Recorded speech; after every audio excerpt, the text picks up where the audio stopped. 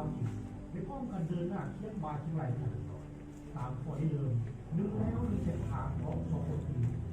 และยุทธศาสตร์หันประเทศลาวจากประเทศที่มีชายแดนติดกับทะเลเป็นประเทศที่เสื่อมต่อมีเส้นทางออกสู่ทะเลของสองคนทั้งสองฝ่ายได้พัฒนาสายโทรพันธุ์ที่รวมยุทธศาสตร์ของกันข้าวสู่ระบบพัฒนาสายโทรพันธุ์ที่รวมสถาบันลาวในตับพื้นดำแดนแฝงดีสุดเลยทางนี้ได้แสดงออกในเรื่องในวงการก่อสร้างพัฒนามันเป็นมิตรระหว่างสองประเทศลาวจีนในสมัยใหม่แล้วเส้นทางรถไฟลาวจีนเริ่มต้นจากชายแดนลาวจีนการมองหาประเทศ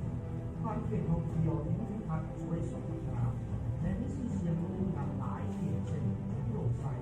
มีมรดกโลกของตลาดวังเวียนคนและวัดสุที่นครหลวงเป็นกันเส้นทางรถไฟต่างๆยึดเหนือเสื่อมโดดกับเลือดไฟสถานรถไฟของสองประเทศติดไปจะเสื่อมต่อกับเลือดไฟสถานรถไฟของประเทศไทยมาเลเซียมีโลกยาวทั้ง422กิโลเมตรและ400 เมตรมีค่าการก่อสร้าง37.4 ล้านคาดว่าจะสำเร็จการก่อสร้างและเปิดบริการในค่ายเพียง2,000 ตำแหน่งนับตั้งแต่เริ่มต้นการก่อสร้างในเดือนธันวาคมปี 2010บรรดาผู้ร่วมก่อสร้างได้ตั้งหน้าขยายแนวทางแนวคิดวิจัยของสองภาคส่วนยึดมั่นคุณภาพเป็นหลักชีวิตใส่เป้าหมายการก่อสร้างโครงการรถไฟลาวจีนให้เป็นโครงการสัญลักษณ์แห่งมิตรภาพลาวจีนและมีแล้วมีเส้นทางที่ได้กำหนดเอา15 หน้าเรียบร้อยล้วนในแผนการก่อสร้างโครงการในเดือนนั้นมีตัวแบบเปิดเพื่อส่งเสริมการก่อสร้างเส้นทางรถไฟลาวจีนทุกระยะทางให้ได้รับประสิทธิผลสูงผู้ต้องการของโครงการได้ผ่านการตรวจสอบจากผู้เชี่ยวชาญจากสถาบันของคุณภาพของเราโดยผู้เอาเมืองที่ผ่านมาที่เล่าสู่แนวทางได้ครบอยู่ในระดับสูงเลยมีเครื่องสำคัญประการสิ่งเรียกหัวเรียกมือเรียกที่ทางต้นและได้ต่อสู้ในเรื่องสำคัญโดยผู้เอาการวางรางบนทางเร็วทางสู่ตัวแบบมีเรียกเลยเรียกรางเรียกสถานีและได้ทำเสียหายอย่างต่างๆซึ่งความคืบหน้าของการก่อสร้างทางรถไฟลาวจีนและตอบสนองกับเป้าหมายกำหนดเวลาเพื่อแก้โดยทั่วทั้งแนวทางในเดือนธันวาคม 2011เส้นทางรถไฟลาวจีนเป็นผู้เป็นหางนี้เทียบด้านตัวมังกรที่รับนกและมีเดียนช่วงในแดนต่างๆการสร้างทางรถไฟลาวจีนให้เป็นเส้นทางแห่งโค้งปวดใสขาวสะอาดเป็นแนวทางของสองหักสองตัดลาวจีนคณะกวดการสื่อข่าวและองค์การกวดการหลักของทั้งสองฝ่ายได้ร่วมกันศึกษาหารืออย่างเป็นประจำและลงเยี่ยมยามกวดการลักษณะโครงสร้างข้อนั้นทั้งสองฝ่ายได้สร้างผ่านการสมาธิของตนเพื่อที่การกวดการมาทำควบคุมสายการก่อสร้างโครงการรถไฟลาวจีนผลงานของเรื่องงานดังกล่าวนี้ก็จะได้รับการรับแสดงของประชุมที่นอกเส้นทางสายไฟปลอดภัยสะอาดของสูงที่นอกในที่สถานเลยกองมือสามหนึ่งแล้วมีเส้นทางขั้นที่สอ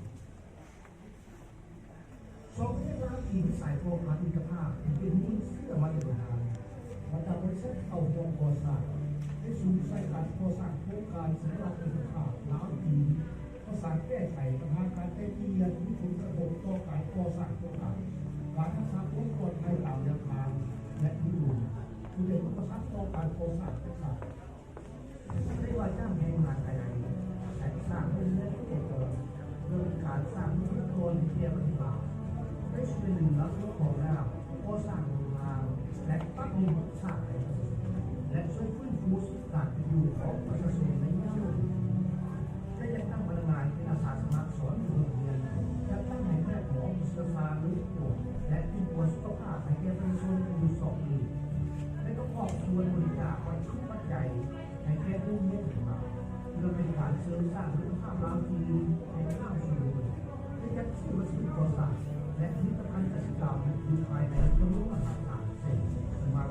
หินทรายที่เขาลอยสับเลี้ยงหักหมักไว้ทุกเรื่อง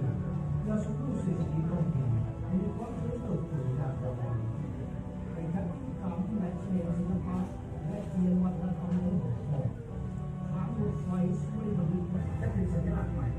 เป็นคนยักษ์ไม่ได้ตายจากเรื่องเช่นที่สังคมของสงฆ์ฉันคนที่เป็นใกล้นี้ควรจะได้ทำรถไฟอันสมัยผู้สื่อข่าวมาสัมผัสกับธรรมชาติอันสวยสดงดงามของเรามันจะเป็นสีสันใหม่ของธรรมชาติล้านปีแห่งยุคโลกเคยแก่ตลอด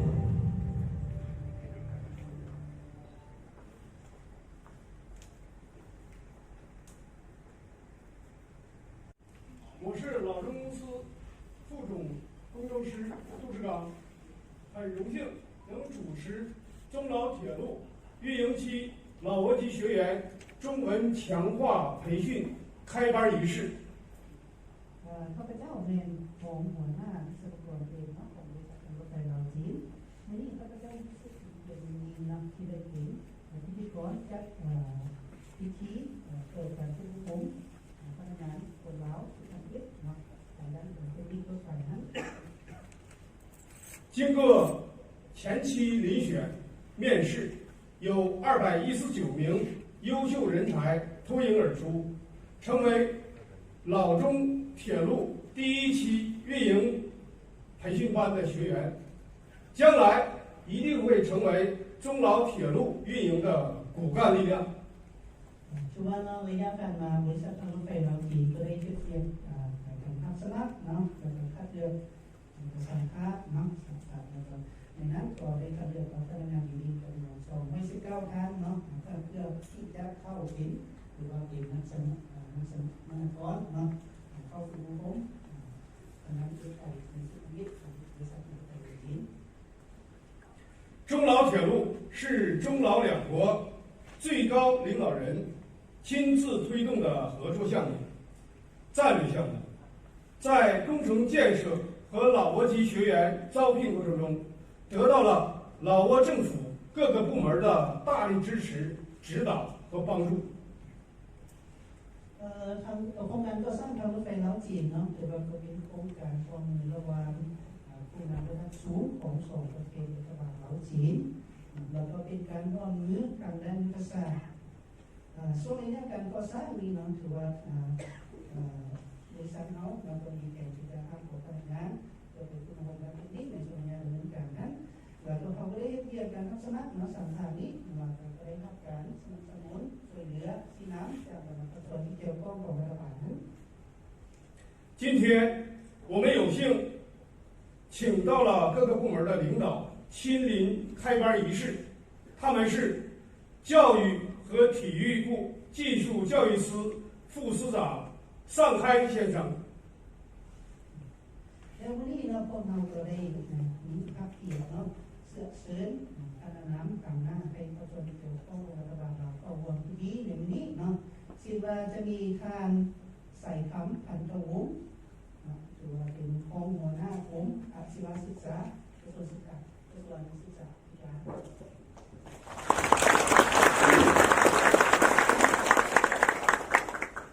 老中合作委员会办公厅副厅长阿蒙德先生，ท่านอามุนเดชและท่าน公共工程与运输部人力司人力发展处处长吕女士， ท่านนางนุ่ยเนาะสามวิบุตรองค์หัวหน้าเพลงและท่านนาง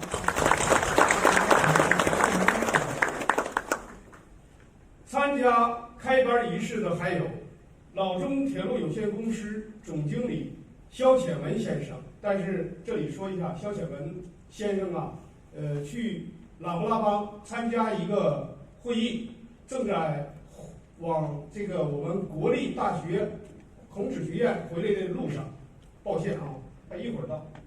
แล้วพิธีมื้อนี้เนาะคือว่าพอดีทางบริการบริษัททางรถไฟลาวจีนจำกัดเนาะเข้าร่วมแต่ว่าเนื่องจากว่าเป็นคาเดียนเนาะแต่ประชุมอยู่โรงพยาบาลนั้นก็เลยบ่ได้ร่วมเนาะแต่ว่าเดี๋ยวนี้เพิ่นกำลังมาที่โรงพยาบาลของดีๆแล้วที่รถมาสถาบันของสื่อนี้老中铁路公司董事会秘书江树命先生。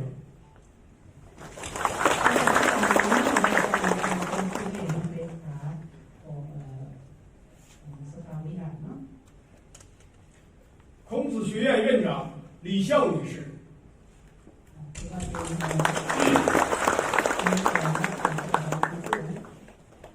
副院长李建明先生，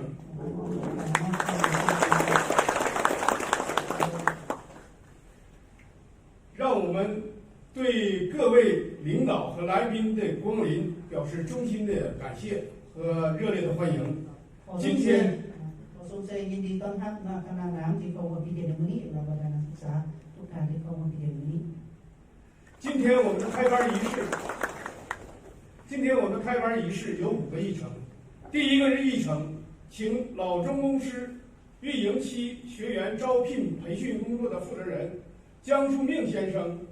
做工作报告，大家欢迎。ที่ดีในวันนี้เนาะจะแบ่งออกเป็นอยู่5วาระเนาะวาระที่1นะขอเชิญทางเจียงซูมิงมารายงานการทัศนะและก็สัมภาษณ์พนักงานผลเล้าสุดนิดนี้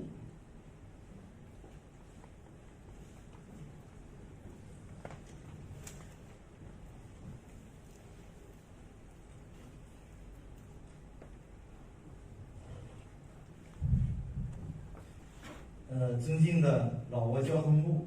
尊敬的老挝教育部这个赛康副司长，尊敬的老挝老中合作委员会办公厅阿农德副厅长，尊敬的老挝交通部人力司瑞商比部处长，尊敬的老挝国立大学孔子学院李霄院长、李建明副院长。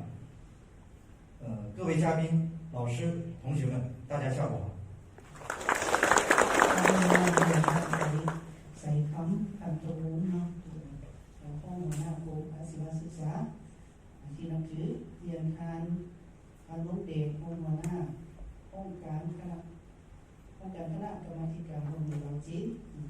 ที่นับถือเรียนทางนั้นด้วยสามพิบุตรเนาะห้องหัวหน้าก็ได้พัฒนาบุคลากรของกระทรวงในเรื่องของนั้นเรียนทางอเมริกันสถาบันกงสุลเนาะเรียนทางอเมริกันสถาบันกงสุล中老铁路运营期老挝籍学员的这个招聘和培训工作，一直得到了老挝各界的关注和支持。คือว่าเวียดนามการพัฒนาพลังงานคนลาวมากเพื่อเป็นการทำงานทุกที่ทุกฝ่ายนี้ก็ได้รับการสนับสนุนและช่วยเหลือจากรัฐบาลลาว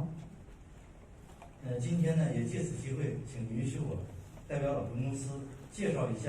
运营期老挝籍学员的这个招聘培训工作的进展和下一步的一些初步打算。ต่อไปนี้นะเพราะว่าเราต้องขออนุญาตรายงานเวียดนามที่เราได้ตั้งปฏิบัติในทางนั้นเราแข่งกันผู้บริหารกฎ今年的2月27日，中老铁路运营期老挝籍学员的招聘公告，在老中公司的网站以及老挝的报纸、电视、广播和新闻媒体等多种渠道发布。บริษัทการรถไฟลาวจีนนะก็ได้มีการประกาศรับสมัครพนักงานที่ทำกิจนะในวันที่21 เดือน 2นะโดยคือเว็บไซต์หรือว่า Facebook ของบริษัทการรถไฟลาวจีนทางโทรทัศน์วิทยุหนังสือพิมพ์นะอะไรต่างๆนั้น计划招收老挝籍的运营期的员工600余人。แข่งกันรับสมัครในครั้งนี้เนี่ยมีการรับของพนักงานคนเราจำนวน600 คน老中铁路公司对老挝籍员工的招聘培训工作高度重视，成立了招聘培训工作的领导组，组建了工作团队，制定了详细周密的招聘工作方案和培训方案。บริษัทการรถไฟลาวจีนนะให้ความสำคัญกับการเป็นงานการรับสมัครกับทุกคนเป็นงานที่รถไฟบริษัทรถไฟลาวจีนจึงได้มีการแต่งตั้งคณะผู้สอบเนาะเปลี่ยนงานการนี้这600名老挝的这个铁路员工将分为3期进行招聘和培训。这项工作也得到了老挝交通部、教育部、劳工部、老中合作委员会等政府部门和老挝国立大学、老挝孔子学院等老挝高校的大力支持。เรื่องงานการรับสมัครพนักงานสุจริตนี่เราก็ได้ให้ รับการสนับสนุนแล้วก็ช่วยเหลือจากกระทรวงยุติธรรมกระทรวงทรัพยากรในสังคมคณะกรรมการคนมือเราจีนมหาวิทยาลัยศาสตร์ลาวแล้วก็ส่วนสถาบัน公司。老挝各界的青年呢，报名非常踊跃。第一期我们计划招将近300名学员，就有1340人投递了报名的简历。ถือว่าในระยะผ่านมาเนาะหลังจากที่เราได้ประกาศแล้วเนาะก็ได้มีบรรดานักศึกษาได้สนใจและก็ได้ส่งศิลปวัตรเข้ามาเนาะเขาสั่งรวมแล้วมีทั้งหมดรวมเป็น1,340คนเนาะ公司经过简历筛选、笔试、面试，目前共选出了248人参加公司组织的第一期铁路专业的培训。และบริษัทรถไฟร้อยจีนเนาะหลังจากได้รับซีวีของบรรดานักศึกษาและบริษัทรถไฟร้อยจีนก็ได้ดำเนินการคัดเลือกเอาบรรดาซีวีคัดเลือกเอาผู้ที่มีเงื่อนไขเนาะทั้งหมดหลังจากนั้นบริษัทเขาก็ได้มีการนัดสัมภาษณ์กันในการดำเนินการสัมภาษณ์ครั้งสุดท้ายจะได้คัดเลือกเอาพนักงานดีจำนวน248ท่าน后续呢，公司将立即启动第2、第3期的学员选拔和培训工作，预计在7月份完成第2、第3期的学员选拔工作。แล้วต่อไปนี้เนาะเดือน7นี้คือบริษัททางรถไฟลาวจีนเขาก็จะได้เริ่มจะตั้งปฏิบัติเตรียมงานการรับสมัครพนักงานชุดที่2และที่3แล้วก็ดำเนินการสัมภาษณ์经过选拔录取的学员要经过1年多时间的中文培训、铁路专业理论培训和昆明局的现场实作培训。到明年的7、8月份将会回到老挝，到中老铁路的现场进行上岗前的操作技能培训。ตามแผนการเนาะของบริษัททางรถไฟลาวจีนแม่เราจะได้มีการฝึกอบรมพนักงานที่เกี่ยวข้องท่านในระยะประมาณ1 ปีเนาะจะมีการฝึกอบรมด้านภาษาจีนฝึกอบรมด้านทฤษฎีรถไฟแล้วก็จะส่งไปฝึกอบรมด้านการจัดตั้งปฏิบัติตัวจีนอยู่คนหนึ่งหลังจากนั้นเนาะก็จะได้ส่งกลับคืนมาลาวนี้เพื่อจะไปจัดตั้งปฏิบัติตัวจีนอยู่ตามแนวทางรถไฟลาวจีน能够成功完成上述的培训内容，并经过公司的考察合格的学员，将正式录用为老中铁路公司的员工。在明年的12月，中老铁路开通运营的时候，就将正式上岗作业。แล้วบรรดานักศึกษาทุกท่านที่ได้ถูกคัดเลือกเข้าร่วมกันฝึกอบรมในชุดนี้เนาะแล้วก็2ชุดที่เราว่าผ่านมานี้เนาะหลังจากที่สำเร็จการฝึกอบรมแล้วเนาะบรรดานักศึกษาทุกท่านนั้นก็จะได้เข้าร่วมเรียนการเรียนตัวจริงเนาะในปีสิมานี้เนาะเดือน12นั้นวันที่2ธันวาคมเนาะเขาจะเปิดดำเนินการรถไฟอย่างเป็นทางการแล้วบรรดานักศึกษาทุกท่านก็จะได้เข้าเรียนตัวจริงเลย今天参加我们这个开班式的学员，就是第1期的火车司机、调度员、机辆设备维修人员和基础设施维修人员4类岗位的这个中文强化培训。บรรดานักศึกษาที่เราได้คัดเลือกแล้วก็เข้าร่วมพิธีในมื้อนี้เนาะส่วนหลายมันจะไปฝึกอบรมเรื่องการขับรถไฟก็คือเซิร์ฟเวอร์นะเนาะขับรถไฟแล้วก็ควบคุมการเดินรถไฟการซ่อมแซมอุปกรณ์สิ่งอำนวยความสะดวกของบริษัททางรถไฟแล้วบริษัทเส้นทางรถไฟลาวจีนเนาะแล้วก็มีการซ่อมแซมพื้นฐานโครงสร้างของทางรถไฟ第1期的学员将在孔子学院进行为期10周的中文强化培训，之后呢，进入到铁路专业理论培训。到明年，我们公司计划会送大家到昆明铁路局进行现场的实作培训。到明年的7、8月份再回到老挝。到那个时候呢，中老铁路的建设已经接近了尾声，开始进行联调联试。这些学员呢，将在昆明铁路局的师傅带领下，到中老铁路的对应工作岗位进行岗前的技能培训。แต่ว่าบรรดานักศึกษาที่ทำวิทย์เนาะเขาจะได้เรียนฝึกอบรมทางด้านภาษาจีนในส่วนของสื่อก่อนหลังจากนั้นก็จะมีการฝึกอบรมทางด้านทฤษฎีเนาะและท้ายปีนี้เป็นของกระทรวงบรรดานักศึกษาทุกท่านที่ไปฝึกอบรมภาคปฏิบัติจีนอยู่คนหนึ่งฮะณจุดฮอดเดือน7เดือน8เนาะของปีสิมานี้หรือว่าปีสิมานี้นะเดือน8เดือน7ก็สิเดือน7 5เดือน8มันก็สิของการมันก็สิเข้าสู่ระยะสุดท้ายแล้วเนาะก็สิได้สำเร็จแล้วผ่านการฝึกอบรมอยู่คนหนึ่งเนาะภาคปฏิบัติจีนนั้นจะมีครูอาจารย์หรือว่าผู้เชี่ยวชาญด้านรถไฟมาซีน้ำแล้วก็ศึกสอนหลังจากแล้วฮะเนาะเราก็จะได้กลับมาสปปลาวนี่แล้วก็มาฝึกเรียนอยู่ทางรถไฟลาวจีน经过了这些培训以后，这些学员应该说就是为最后明年的铁路开通运营做好了培训和上岗前的所有的准备。老中铁路公司呢，也将为所有参加培训的学员的培训的费用将由公司来负担。公司还计划向参加学习的其中的优秀的学员颁发奖学金。แล้วบริษัทเขาเนาะมีความเชื่อมั่นต่อบรรดานักศึกษาทุกท่านเนาะหลังจากที่เขาฝึกอบรมไปแล้วเนาะก็เชื่อมั่นว่าจะสามารถปฏิบัติหรือว่าเปิดดำเนินการในแต่ละสิ่งได้เนาะสามารถเชื่อมั่นได้แล้วในส่วนนี้การฝึกอบรมนี้เนาะค่าใช้จ่ายทุกอย่างจะเป็นบริษัทเป็นผู้ให้สอนและบริษัทเขาจะมีเบี้ยเลี้ยงเนาะนอกจากนี้เขาผู้ใดที่นักศึกษาผู้ใดที่เรียนเก่งเนาะมีคุณสมบัติดีมีละเอียดเนาะเขาจะมีคืนหรือว่ามีรางวัลให้พร้อมเนาะ以上是我汇报的主要内容。借此机会呢，再一次感谢老挝的政府的各个部委，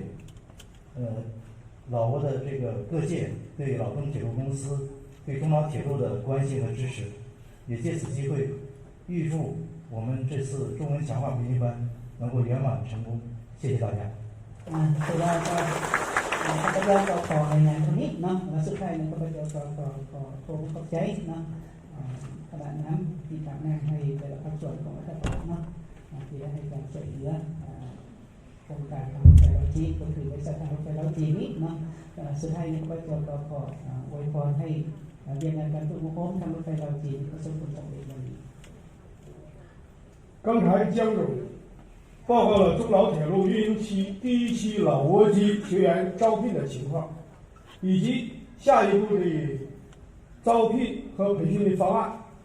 让我们对老挝籍员工全身心投入到我们的运营当中，铁路运营当中，更有了美好的期待。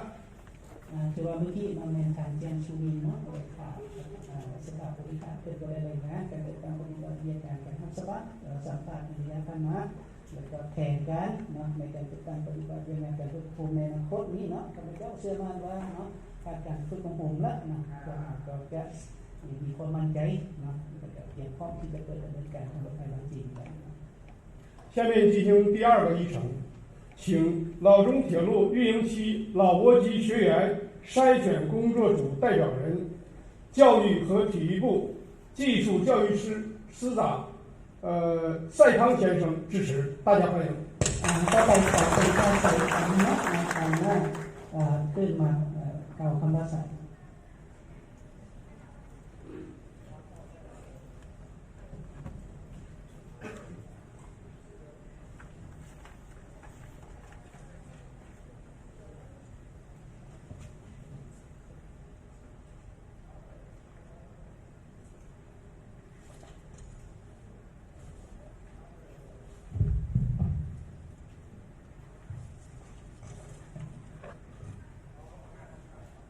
ขอเรียนทางยังสุมีที่กรุประดับที่เรียนบรรดาทานอยู่ในคณะทานที่นับถือหลักแห่งบรรดาครูอาจารย์และหลักสมรกรทั้งหมดที่หักแห่ง尊敬的江淑明同志老中铁路董事会秘书尊敬的各位领导和各位老师和各位学员ขอบเจ้ารู้สึกเป็นเกียรติและภาคภูมิใจเป็นอย่างยิ่งที่มีโอกาสได้เข้าร่วมอยู่ในพิธีที่มีความหมายสำคัญในวันนี้เพื่อจะเป็นการริเริ่มแห่งการฝึกอบรมให้แก่นักสมรกรของเราก้าวเข้าสู่ยุคใหม่ก็คือสาขาอาชีพใหม่ของสปปลาว我非常荣幸有机会参加老中铁路第1期老挝籍培训班开班仪式。我非常希望就是老中这个通过这个强化培训以后呢，就会对这个老中铁路以后开通具有这个充分的准备工作。แต่พิเศษก็ขอขอบใจในภาษาแปลซึ่งบริณิบทก่อนแต่ว่าแปลตามตัวจริงถือว่าได้ดีหลายถึงว่าสิบเข้าใจภาษาจีนแต่กับเจ้าเสียมันว่าคุณจีนจะเข้าใจในสิ่งที่กับเจ้าบอกขอขอบใจ另外呢，感谢我们这个翻译人员，这个翻译呢也没有我的稿子然后我也是看不懂中文的，通过他的翻译之后，我大概应该理解刚才所说的话。อีกทีนึงครับเจ้าขออนุญาตก็คือตั้งหน้าให้ทางคณะผู้สอบการเกี่ยวกันผู้พมกระบวนการขับเรือดังกล่าวนี้ซึ่งได้ถูกแต่งตั้งโดยทางรัฐมนตรีกระทรวงยุติธรรมและขนส่งซึ่งในนั้นจะมีกระทรวงศึกษาธิการและกีฬาและจะมีกระทรวงแรงงานสวัสดิการสังคมและก็จะมีภาคส่วนต่างๆที่เกี่ยวข้องเพื่อจัดเข้าอยู่ในคณะผู้สอบในการขับเรือนักวิชาการหรือว่านักสมณกรที่จะเข้าสู่ในสุขมินี้我代表老挝交通部决议成立的这个老中铁路第1期学员这个培训委员会，也是招聘委员会然后这个招聘委员会组成呢，包括交通部，还有这个劳动部，还有其他相关部门都组成了这个招聘委员会。ก็ขออนุญาตอีกทีนึงเพราะว่าท่านรันเซนพรหัวหน้ากรมจัดการพนักงานกระทรวงยุติธรรมและขนส่งสามารถมาร่วมในมื้อนี้บอกให้กับเจ้ามาร่วมตั้งหน้าทางคณะผู้สอบดังกล่าว今天呢，由于这个司长不在所以再安排委托我来代表他参加今天的这个仪式。เรียนบรรดาท่านที่นับถือนะครับแม่กับเจ้าเชื่อว่าบทรายงานของท่านเจียงซูหมิงซึ่งได้รายงานผ่านมานี้จะเป็น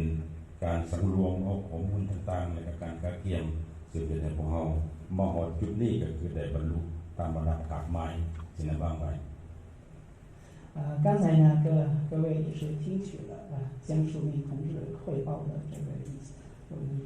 招聘工作的这个组织实施到今天呢已经取得了圆满成功。ในจำนวนเริ่มต้น219คนนี้ซึ่งเป็นการคัดเลือกแบบขุ่นเขียวและก็เป็นการคัดเลือกที่เน้นคุณภาพสมควรกับเจ้าเสือว่านักสมณกรที่ได้คัดเลือกในสุดนี้แม้แต่ผ่านการกันตองแม้แต่ผ่านการคัดเฟ้นจากมาตรฐานความรู้ความสามารถก็คือการก้าวเกี่ยมเข้าไปสู่สาขาสีใบที่มีความสำคัญในตอนนั้น我非常相信老中铁路公司一定会通过严格的考核、严格的筛选，还有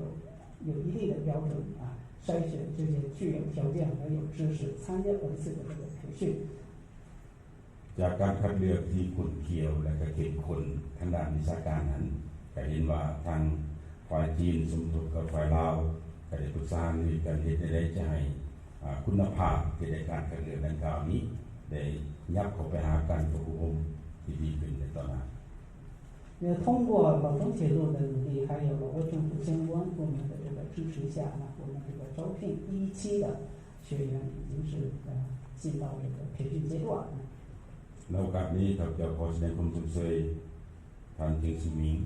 แสดงความสนใจต่อคณะกรรมการที่ได้สละเวลาความรู้ความสามารถกับอิสระโดยแห่งสติปัญญาในการจัดตั้งการคัดเลือกซึ่งได้ผ่านกระบวนการซึ่งมีมาตรฐานและก็ผ่านการกันตองที่ดี非常感谢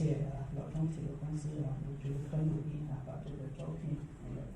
这个培训工作做得非常到位。แน่นอนแล้วมันเป็นพันธมิตรของสปป.ลาว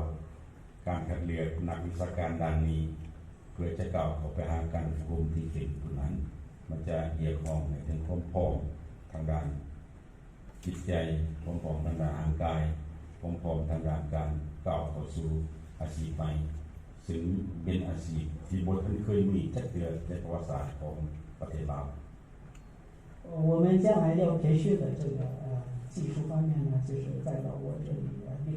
历史上这个从来都没有没有这方面的这个培训，也没有这方面的这个职业所以呢铁路技术方面的培训将成为老挝的第一批，也是老挝第一个这个最新的这个技术的职业。ขอขอบใจนำทางบริษัททางรถไฟซึ่งเหตุให้การลงทุนดังกล่าวนี้เป็นการลงทุนที่มีคุณค่าแต่เป็นการลงทุนที่มีคุ้มค่าสำหรับการสร้างบุคลากรยอมรับว่าในครั้งประวัติศาสตร์ของศาสตร์ลาวบ่เคยมีทางรถไฟบ่เคยมีรถไฟและก็บ่เคยมีบุคลากรทางรถไฟก็ฉะนั้นพวกเราสิกล่าวเขามีรถไฟแล้วกล่าวเขามีเส้นทางแล้วกล่าวเขามีอุปกรณ์เครื่องมือซึ่งสนุนต่างๆแล้วแต่พวกเรายังขาดบุคลากรเพราะฉะนั้นจะว่าเป็นบาทเก่าใหม่เป็นการคัดเลือกที่ดีทางประวัติศาสตร์ของประเทศลาวซึ่งเลือกได้สุดทมิตใน219คนนี้因为老挝呢从来都没有过铁路而且老中铁路也是老挝第一条铁路也没有这个铁路技术人员还有学员工作人员所以呢这第一批的这个铁路技术培训人员呢也后天成为我们老中铁路的运营系的骨干力量จากคนที่เขารวม 1,300 บุคคลและสามารถคัดเลือกได้219คนมุ่งเรียนธรรมดาเพราะฉะนั้นการขั้นตอนดังกล่าวนี้เป็นการที่ขั้นตอนโดยความเอาใจใส่ของทางคณะกรรมการรับผิดชอบครับเจ้าก็ได้ไปลองดูในการจัดการดังกล่าวเห็นว่าเมื่อความอุ่นเกี่ยวแท้ๆแต่เมื่อพวกเขาได้ทีคัดเลือกเข้ามาเมื่อความภูมิใจและความภาคภูมิใจของนักวิชาการเราที่กล่าวเข้าสู่ในความวิโสสูงสุดโอกาสนี้ครับเจ้าขอในที่สุดนี้เกี่ยวข้องให้ตบมือส่งเสริมในความภูมิใจครับ因为我们这个中铁路运营系的学员培训呢计划是要招是600个人但是经过这个招聘筛选最后我们录取了200多人，所以呢我们的计划是收很多人，但是经过严格的考核筛选面试这个最后才录取了200多人，所以呢这个已经足够证明我们老中公司是非常严格的，也是非常标准的，也是按照这个标准来筛选这些学员。最后呢就是希望各位学员呢在参加这个培训呢努力学习บาทเก่าต่อไปก็คือการควบคุมซึ่งเป็นบาทเก่าที่การต้องออกความรู้ความสามารถการต้องที่จะออกเรือที่แห้งเอาใจใส่ในเต็มที่กับเกี่ยวกับเสนอทางครูอาจารย์ที่ชอบเกี่ยวข้องกับการฝึกภาษาจีนที่พิพันธ์กับวิชาเฉพาะแล้วก็เหตุของมันยังนักสมณกรที่ตอนนี้เอาใจใส่ยังคุณเกี่ยวเป็นได้บรรดาความเข้าใจบรรดาการสื่อสารซึ่งติดพิพันธ์กับวิชาเฉพาะดังกล่าวนั้นจะกลายเป็นการเริ่มต้นของการเรียนรู้วิชาเฉพาะใหม่อาจารย์เป็นในลักษณะที่คุณเกี่ยวและเอาใจใส่กับเกี่ยวสมันว่านักสมณกรทั้งหมดจะเกี่ยมพร้อมในจิตใจจะเกี่ยมพร้อมในร่างกายและก็ความสมบูรณ์ที่จะก้าวเข้าสู่การรับรู้ในโปรแกรมที่ได้ตั้งไว้แล้ว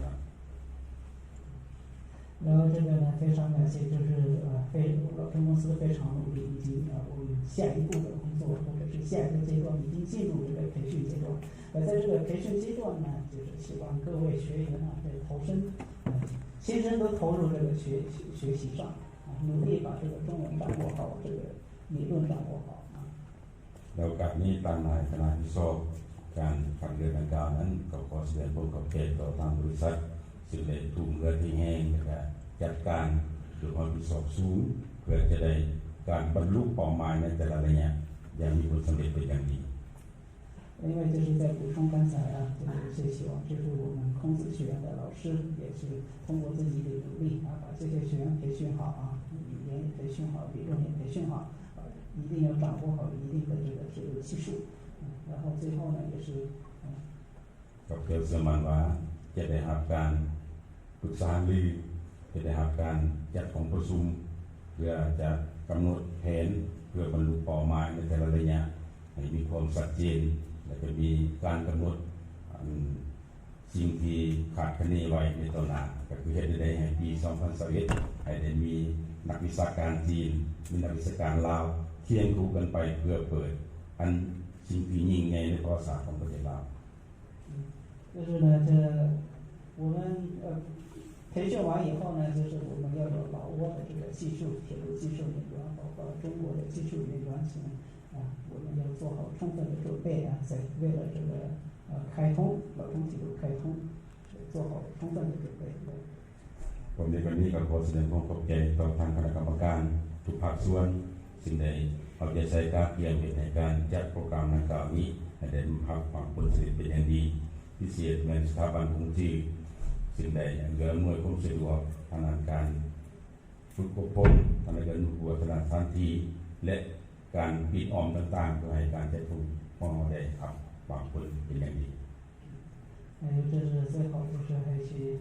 我们这个语言培训呢，希望这个孔子这个พิเศษ老师也是在努力要付出自己的努力，把这个学员培好做为这个铁路运营期做好准备。พิเศษขอขอบใจทางเซียวซินบุญซึ่งเป็นได้มาลำดังนี้ก็ขอแสดงความสมเสยต่อน้ำใจและกับผู้เสียสละที่จะพัฒนาบุคลากรลาวให้กลายเป็นนักวิชาการเคียงคู่กับนักวิชาการจีนในอนาคต然后非常感谢像我们老中铁路总经理一直努力付出把我们这个老挝籍的这个学员做这个培训工作，然后又培训他们成为老挝将来这个铁路技术人员，非常感谢。โดยพวกเขาเชื่อมั่นว่าในระยะที่1ได้สำเร็จผลดังนี้และคาดว่าระยะที่2ในระยะที่3ในจำนวน600คนจะต้องมีผลสำเร็จดีกว่านี้ดีขึ้นเรื่อย我也是预祝我们老中铁路2期和第3期我们会做的比这个还要更好。ขออวยพรให้นักสมัครทั้งหมดจงมีผลสำเร็จเป็นอย่างดีและญาติเอาได้คงผู้ความสามารถกลายเป็นนักวิชาการที่โดดเด่นในแขนงการรถไฟและประเทศไทยสปปลาวมีนักวิชาการมีอาชีพใหม่เกิดขึ้นอยู่ในแขนงการอาชีพของเราอย่างมีประสิทธิผล预祝各位学员呢在努力学习掌握铁路技术知识，然后将来将成为老挝第一批的铁路技术人员，还有成为这个老挝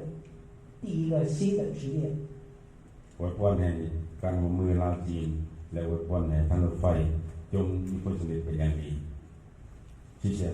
祝老中合作圆满成功，非常感谢。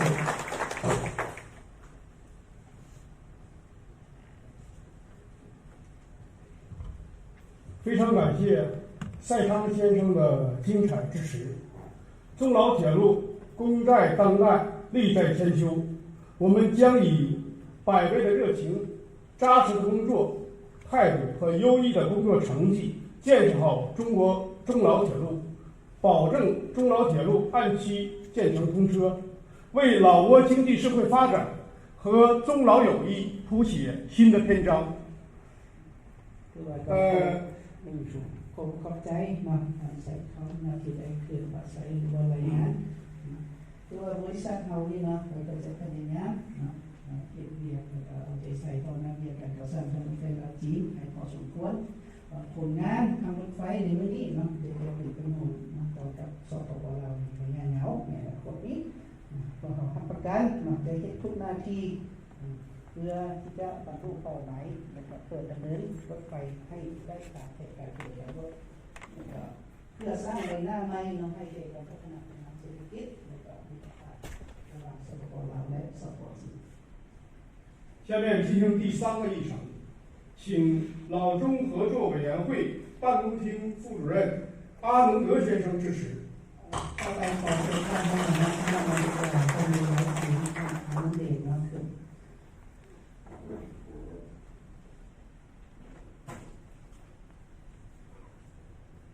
我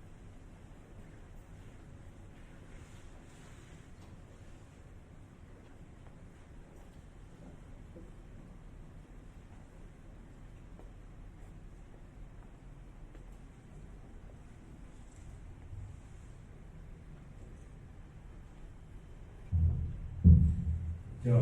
สบายดีตอนเที่ยงเนาะก่อนอื่นก็ขอเรียนท่านใส่คำพันธบุญของหัวหน้ากลุ่มศิลปศึกษากระทรวงศึกษาธิการกีฬาเรียนท่านนายวิสังวิบุตรหัวหน้าแผนกวัฒนธรรมพัฒนาบุคลากรกรมจัดตั้งและพัฒนากระทรวงยาวชนเรียนท่านอาจารย์คำพุ่งแต่พระองค์พร้อมด้วยการสลับชื่อเรียนท่านเสียวเสียงเงินผู้อำนวยการในบริษัททางรถไฟเราจีนเรียนท่านเจียงซุมีได้ข่าวสภาบริหารบริษัททางรถไฟเราจีน尊敬的赛康老挝教育部，这个老挝教育部继续怎么说的副司长，还有尊敬的这个老中铁路副总经理，尊敬的老中铁路董事秘书，尊敬的交通部代表，尊敬的孔子学院院长，还有副院，还有亲爱的各位同学们。บรรดาท่านแขกผู้มีเกียรติและนักสมรกรที่นับถือแล้วแก่ทั้งหลาย还有各位来宾，还有各位参加今天的仪式。ข้าพเจ้ามีความรู้สึกดีใจเป็นอย่างยิ่งที่ได้มาเข้ามาร่วมพิธีเปิดสู่อบรมในภาษาจีนสำหรับบุคลากรลาวที่ได้ดำเนินการคุ้มครองบริหารโครงการทางรถไฟลาวจีนขอตั้งหน้าให้ห้องการคณะกรรมการพลเมืองลาวจีนขอแสดงความสนใจต่อหน่วยงานการเกี่ยวของสองฝ่ายที่ได้มีการประสานกันอย่างใกล้ชิดเหตุให้สามารถเปิดสู่สังคมในครั้งนี้我非常荣幸今天能够参加老中铁路有限公司组织召开的这个第一期老挝学员这个中文强化培训班开办仪式。我代表老中铁路委员合作委员会非常感谢老中铁路公司这个一直以来这个所做的这个招聘工作。ซึ่งจะเป็นนิมิตหมายที่ดีของโครงการทางรถไฟสามารถบอกได้ว่าโครงการดังกล่าวจะได้เริ่มเข้าสู่ระยะของการบริหารโครงการภายหลังโครงการก่อสร้างให้สำเร็จในเวลานี้老中铁路从一开始建设到现在，已经是到了这个工程结尾了，马上就要投入这个运营期阶段。สองชาติลาวจีนเป็นบ้านใกล้เรือนเคียงที่มีภูผาติดจอดกันมีห้วยน้ำลำเซประชาชนสองชาติมีบุญเชื้อพัวพันมีตะภาพมาแต่โดนานสองประเทศของเขาได้ร่วมมือกันบนเนื้อในจิตใจที่ดีบ้านใกล้เรือนเคียงที่ดีเพื่อนมิตรที่ดีคู่ร่วมมือที่ดีและสหายที่ดี中老两国呢都是好就是一直以来呢在历史上都是永久的这个合作伙伴还有这个友谊，我们是有山水是连接的一直以来我们在合作方面都做很多的这个各方面的这个合作。ซึ่งเป็นสิ่งที่หายากที่จะมีสิ่งร่วมกันขึ้นนี้จนได้มีการพัฒนามาเป็นคู่ร่วมมือยุทธศาสตร์รอบด้านยาวนานลาวจีนต่อมาการร่วมมือสองฝ่ายก็ถูกยกขึ้นเป็นคู่ร่วมชะตากรรมลาวจีนที่มีทางที่บ่มีทางตัดแยกออกจากกันได้นั่นมันได้แสดงให้เห็นถึงหลักการอุดมการณ์และเป้าหมายของการร่วมมือสองฝ่าย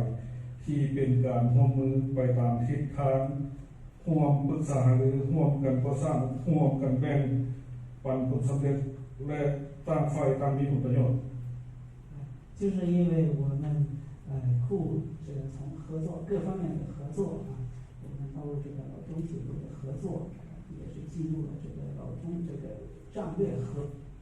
最后这个我们还说两国还到这个命运共同体。ในระยะผ่านมารัฐบาลสปจีนได้ให้การช่วยเหลือต่อประเทศพวกเขาอย่างมหาศาลซึ่งได้มีบรรดาโครงการช่วยเหลือและการร่วมมือจำนวนหลายบ่ว่าจะเป็นโครงการทางรถไฟลาวจีนโครงการดาวเทียมลาวซึ่งเป็น2โครงการยุทธศาสตร์ที่สำคัญนอกนั้นยังมีโครงการช่วยเหลือก่อสร้างหอประชุมแห่งชาติหอวัฒนธรรมแห่งชาติปรับปรุงยกระดับห้องหมอหัวสดเส้นทางงานเตยปั้นมองและอื่นๆซึ่งรวมทั้งสถาบันกงจื้อที่พวกเขาจัดพิธีนั้นนี้老中合作也是各方面的合作，比如说这个老中铁路的合作还有这个孔子也是一个老中合作，还有这个医院合作，在那个法国医院办院也是中国援助建设的一个项目所以呢，我们合作也是非常多的。ทั้งยังจะเป็นสถานที่การเรียนภาษาจีนสำหรับพนักงานลาวในระยะคุ้มครองบริหารโครงการทางรถไฟภายหลังสำเร็จการก่อสร้างซึ่งการช่วยเหลือจากสปจีนได้เป็นส่วนประกอบอันสำคัญให้แก่การพัฒนาเศรษฐกิจสังคมของสปป.ลาวทั้งเป็นสิ่งที่สำคัญในการเพิ่มพูนคูณสร้างสายโอกาสมิตรภาพและรุ่งเรืองของชาติจีน这个呢，中国也是在援助包括我们这个现在这批这个学员也是在援助培训我们老挝铁路技术方面的这些学员，然后未来呢，就是一个希望就是通过合作来扩大加强我们这个双方的这个各方面的合作还有友谊。โครงการทางรถไฟลาวจีนเป็นโครงการยุทธศาสตร์ที่สำคัญที่การนำทั้งสองประเทศได้ตกลงเป็นเอกภาพกันเป็นโครงการร่วมมือ2ฝ่ายลาวจีนขนาดใหญ่ที่สุดเท่าที่มีมา2รัฐบาลลาวจีนได้เริ่มมีการก่อสร้างเส้นทางรถไฟลาวจีนอย่างเป็นทางการซึ่งตามกำหนดจะสำเร็จในท้ายปีหน้าซึ่งเรื่องงานการคุ้มครองบริหารโครงการทางรถไฟลาวจีนภายหลังสำเร็จก่อสร้างเป็นสิ่งที่ท้าทายที่สุดสำหรับพวกเขา老中铁路合作呢，也是这个两国最高领导推出的这个合作项目，也是我们这个战略合作项目。而且老中铁路呢，双方就是两国领导已经是共同达成2021年12月2号要通车的，所以呢，我们要完成这个目标是还要面临很大的挑战。ซึ่งพวกเขายังขาดประสบการณ์ในการคุ้มครองบริหารระบบการขนส่งโดยสารตามเส้นทางรถไฟจึงจำเป็นต้องให้สหกิจมาช่วยแนะนำและซิกสอนให้แก่บุคลากรเรา就是因为老挝现在缺少这个铁路技术人才，还需要中国援助来培训我们老挝这些学员。我提2点建议。第一，我们建一支什么样的队伍？我们认为，我们要建设一支忠诚中东铁路事业、扎根中东铁路发展、认同中东铁路文化的员工队伍。ดังนั้นเนาะเกี่ยวกับเรื่องการฝึกอบรมนี้ข้าพเจ้าขอแนะนำอยู่2-3จุดนี้จุดที่1คือเขาจะสร้างทีมงานทำรถไฟลาวจีนอย่างไรเนาะเอาอยากสร้างทีมงานที่ว่ามีความนับถือต่อกับวัฒนธรรมของทางรถไฟลาวจีนเราเอาใจใส่ต่อหน้าที่การงานก็คือมีหน้าที่รับผิดชอบนั้น希望我们的学员充分认识我们中东铁路在我们老挝发展的重要性，中东铁路在我们中东领域的重要性。แล้วก็วางว่าเนาะอยากสร้างทีมงานที่นับถือเรื่องการพัฒนาของทางรถไฟแล้วก็ไปใส่ต่อกับเรื่องมิตรภาพระหว่างสปป.ลาวกับสปป.จีน到中东铁路来以后，把为中东铁路服务、为中东铁路建设做我们的重要使命的来做。แต่ว่าข้าพเจ้าก็หวังว่าน้องบรรดานักศึกษาน้องหลังจากฝึกอบรมในทางเกี่ยวกับพวกเราน้องบริการทางคนเราจีนและก็ประกอบส่วนเข้าในโครงการทางคนเราจีน第二，我也给大家一个承诺，我希望我们中岛铁路一定将会成为我们所有劳军员工安居乐业的舞台，人生价值实现的舞台，展示自身才华的舞台。 แล้วอันที่สองนะข้าพเจ้าเชื่อมั่นแล้วก็ให้คำมั่นสัญญาว่านะบริษัททางการเราจีนก็คือเป็นเวทีหนึ่งเนาะที่จะสนองโอกาสให้บรรดานักศึกษาทุกท่านนี้สามารถบรรลุความทางนี้แล้วก็บรรลุความสุขของตัวเองแล้วก็เป็นเวทีในการเรียนรู้在这里，再一次感谢我们老挝国家工作委对我们这次培训的支持。 คือว่าข้าพเจ้าเนาะก็ขอบใจคณะนำของรัฐบาลลาวที่มาจากเกี่ยวกับส่วนนั้นมาที่ได้ให้การสนับสนุนและก็ช่วยเหลือบริษัทเข้ามาตลอดนี้ 也特别感谢我们空师学院对我们这次培训的支持，也希望在以后的工作中得到空师学院更多的支持与帮助。 แล้วก็ขอบใจเนาะครูอาจารย์ของสถาบันผมซื้อเนาะที่ได้ให้การสนับสนุนในการฝึกอบรมในครั้งนี้แล้วข้าพเจ้าหวังว่าในอนาคตเนาะครูอาจารย์ของสถาบันผมซื้อที่จะให้การร่วมมือและก็ช่วยกันต่อไป 最后，祝大家身体健康，万事如意，预祝本次培训取得圆满成功。 เดี๋ยวสุดท้ายนี้ขออวยพรให้บรรดาคาเป็นสุขภาพแข็งแรงขออวยพรให้การทุกคนในชุดนี้เนาะประสบผลสำเร็จเป็นอย่างดีขอบใจ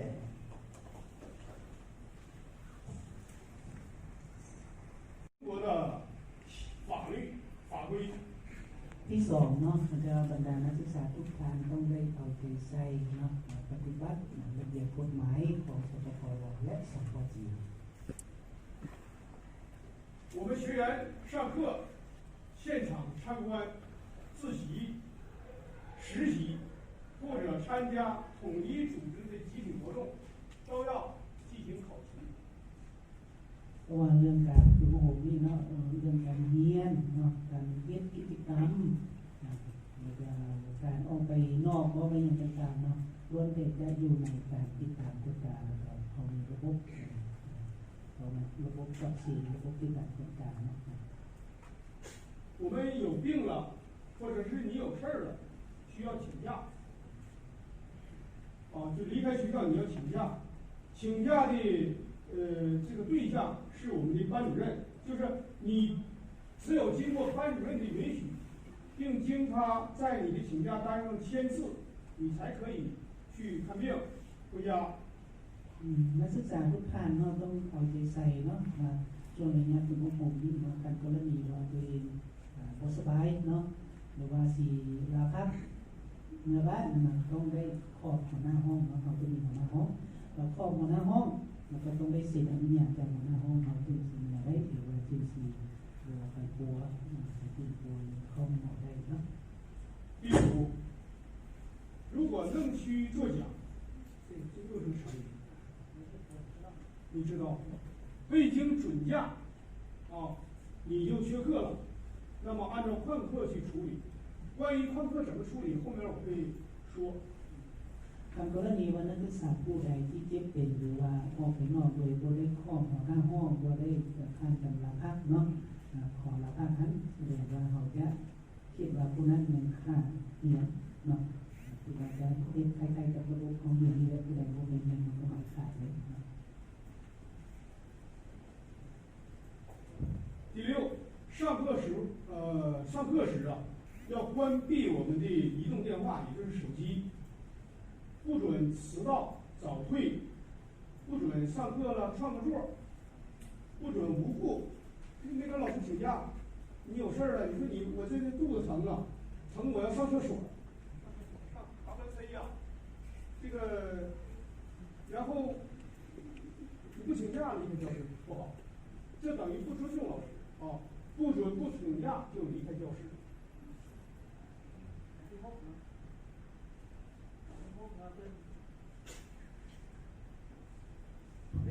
อัน ที่6เนาะเป็นตัวเขียนออกว่านักศึกษาท่านนะ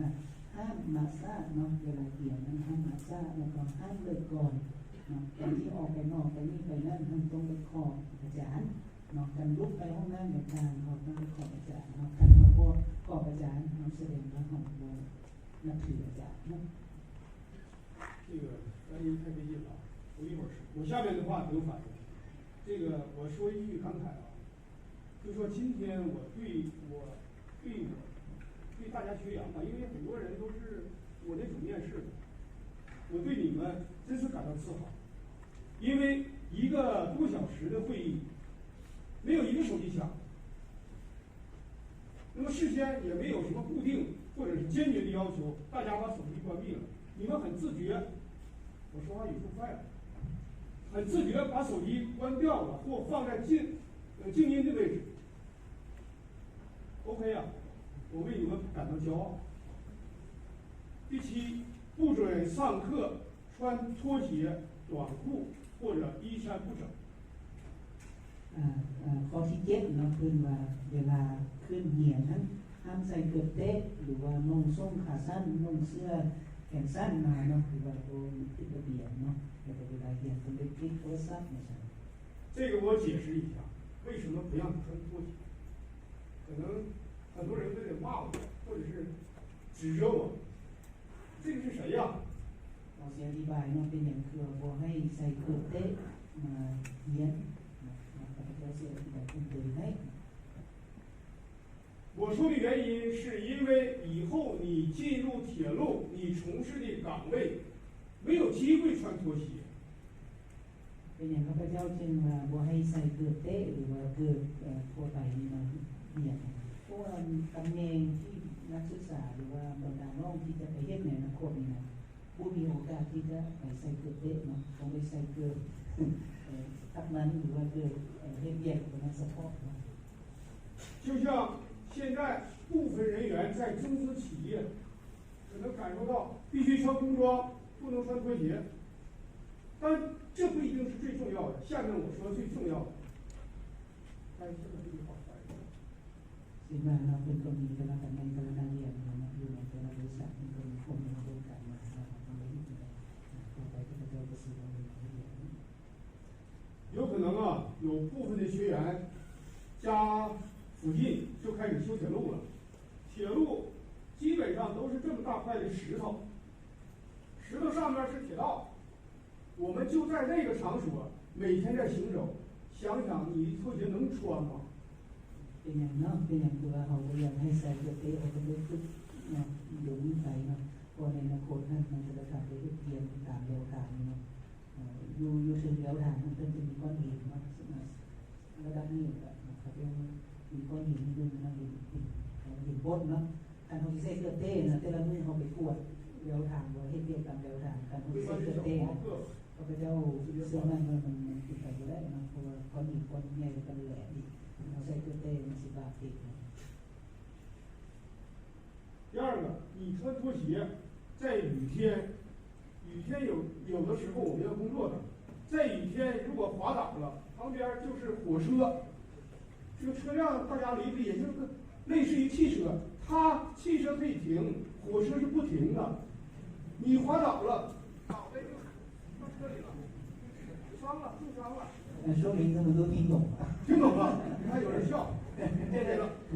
เพื่อนว่าเราไปให้ผู้ที่ฟังเกิดบางคนอาจจะฟังบ่เข้าใจเพื่อนว่าอันเขาใส่เกือบเต้เราไปนะฤดูฝนนั่นเวลาเขาเรียกซ่อมแซมอยู่ตามแนวทางนั้นการใส่เกือบเต้ฝนตกมันจะลื่นเนาะเวลาเขาลื่นเขาจะลุกเนาะลุกใส่รถไฟอะไรอย่างเงี้ยเดียวรถไฟหรือว่ารางรถไฟมันพวกนี้รถไฟได้มาเยียบตายขาที่所以大家对这一条要理解，我是为你们好，或者是我公司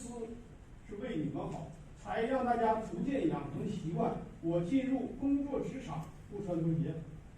ดังนั้นเนาะเขาจึงจะต้องให้นักศึกษาทุกท่านนี้ต้องไปใส่เกลือเป็นระเบียบเนาะเขาให้ใส่เกลือเต็มมาเนี้ยท่านเขาใส่เกลือเป็นระเบียบเนาะมาแนวยาวเขาจะลึกเคยแล้วก็จะเป็นนิสัยเขาเนาะในบางคนเขาเรียนมันเป็นไงขึ้น第8是按照指定的房间和床位就行。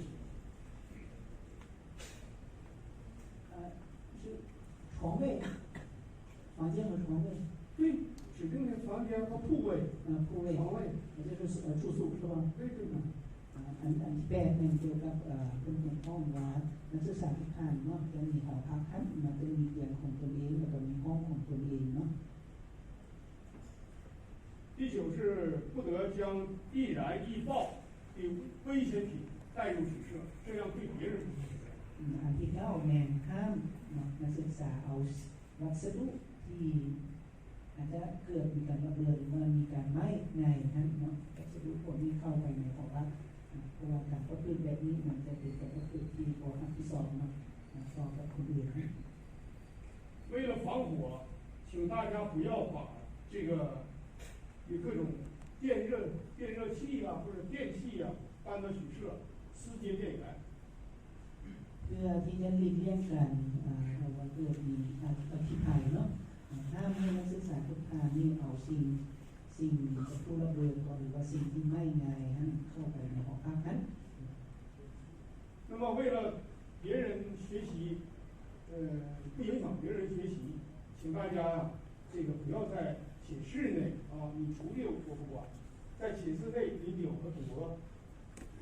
แล้วบางทีเป็นว่าเราเอาเครื่องดื่มมันก็เป็นว่าไม่อยากให้เอาเครื่องไฟฟ้าหรือว่าสิ่งห้อนให้เราเข้าไปเสียบไฟฟ้า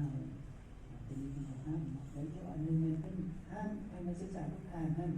วิ่งไพ่หรือว่าเล่นเกมในห้องเพราะจะเป็นการรบกวนการเรียนสื่อของคนอื่นเนาะ提高你的水平。老中公司啊将设立奖励金。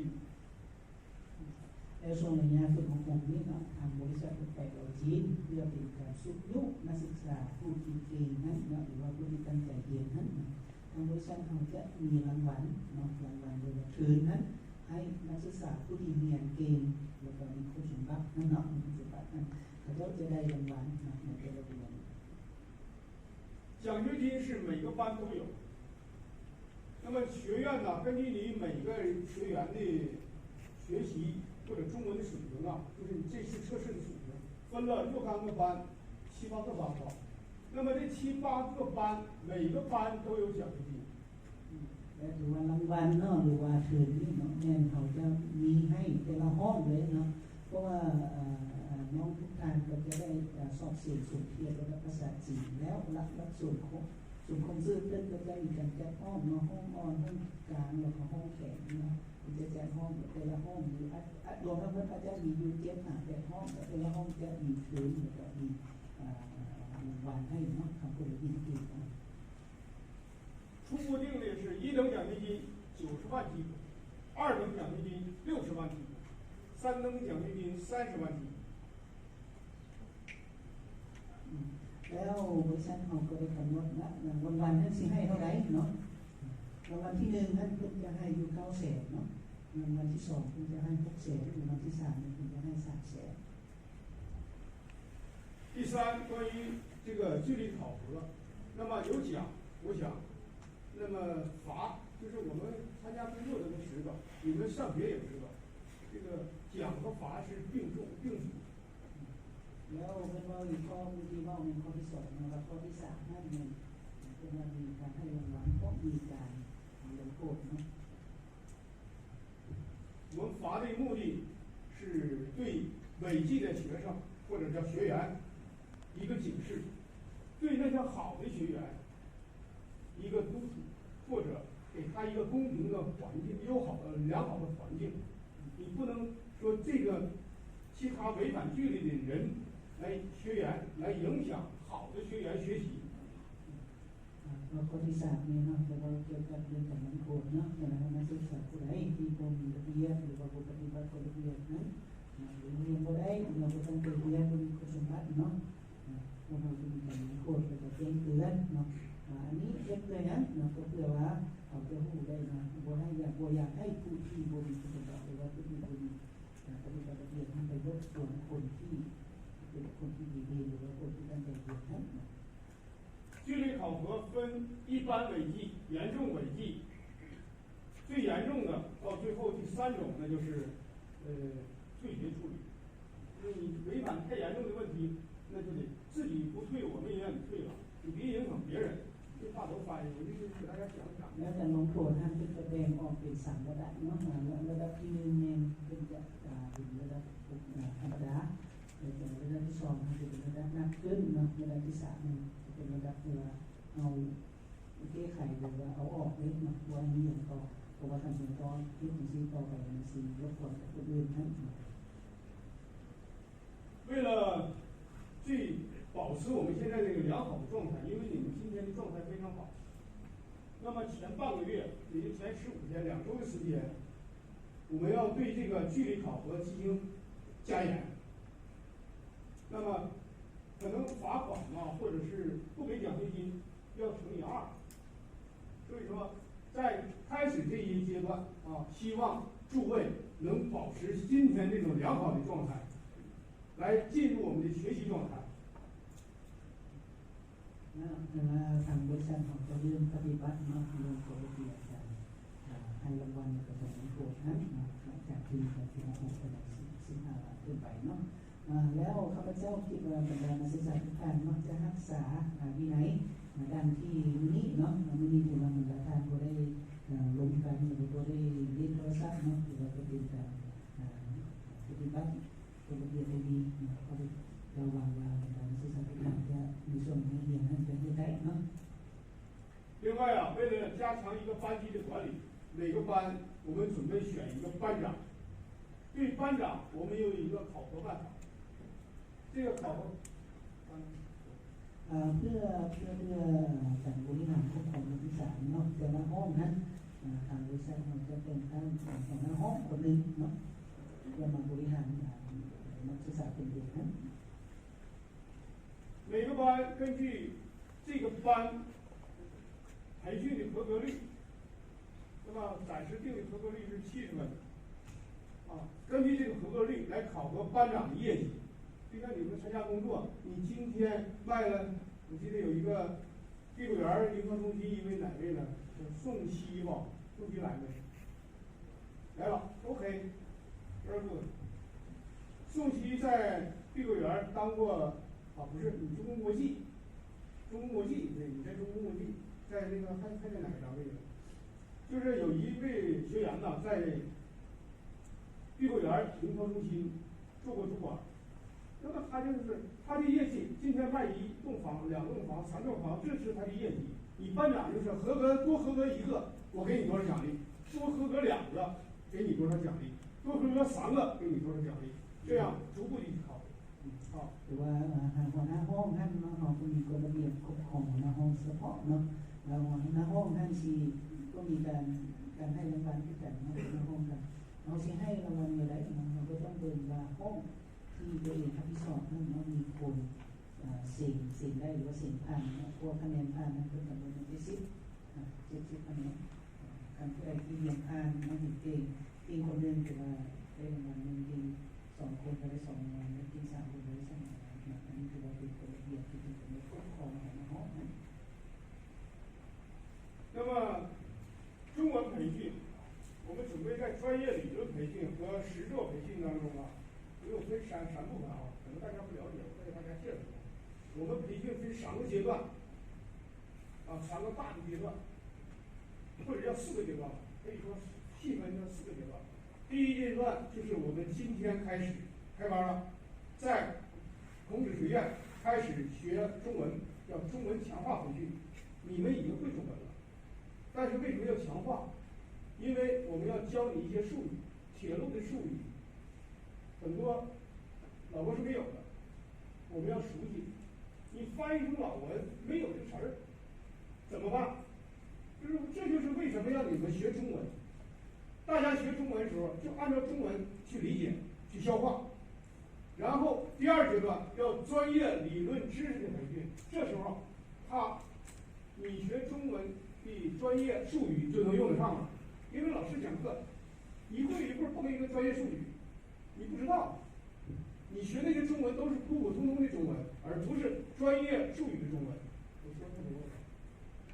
แต่ว่าบรรดาเรียนการฝึกอบรมจะแบ่งเป็น3แง่เนาะในแง่ที่1ในจะฝึกอบรมด้านภาษาจีนนั่นแหละในแง่ที่2เป็นทฤษฎีในแง่ที่3ในการฝึกการปฏิบัติความเป็นจริงนั้น เป็นอย่างเขาจึงสิ่งที่เริ่มจากการฝึกอบรมภาษาจีนน้องกลัวต้องได้ยกระดับภาษาจีนของศึกษาและทานให้แขกน้องกันเขาผู้แขก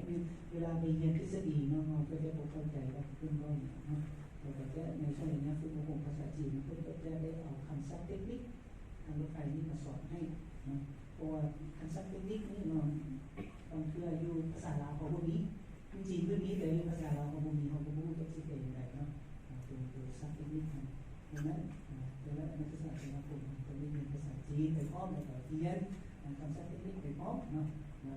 จากที่เราการได้ละเวลาฝึกทฤษฎีหรือว่าไปปฏิบัติตัวจริงที่รู้ว่าเขาจะว่าตัวนี้ว่าตัวที่เราไม่ตัวนี้นะทำตัวสร้างนี้ก็เข้าใจตัวว่าเนี่ยตัวเข้าใจนะ素汐，我这个语速你能听清楚吗？就听懂了，听懂就举下手，听懂了啊 ？OK。那么这四个这个第二是这叫专业理论知识培训，然后下一段专业理论培训完以后，你们会进入第3个阶段，叫做实作的培训。这时候你要看现场，像昆明那边看现场的师傅他们实际怎么操作。แต่ว่าหลังจากฝึกภาษาจีนแล้วนะระยะที่2คือฝึกทฤษฎีแล้วก็ระยะที่3มันจะสู่พวกน้องไปเรียนอยู่คนมีนั้นคนมีก็คือต้องได้ลงยุทธนาเลยเนาะผู้ใดที่เรียนขับรถแสดงว่าต้องได้ไปเรื่องว่าเขาจะขับรถไปในใดเลยเนาะเบรกในใดเราขับในใดแล้วก็ผู้ใดที่ซ่อมแซมอุปกรณ์หรือว่าโครงสร้างพื้นฐานรถไฟมันแปลงในใดเลยเขาจะเรียกใดมีอะไรหรือมีเครื่องอย่างเดียวหรือเรื่องผู้เชี่ยวชาญเขาเรียกว่าจริง实作培训以后第4阶段，那么大约是明年的10月份，就回到中老铁路届时，那个时候就会修通了，修好了，各种设备设施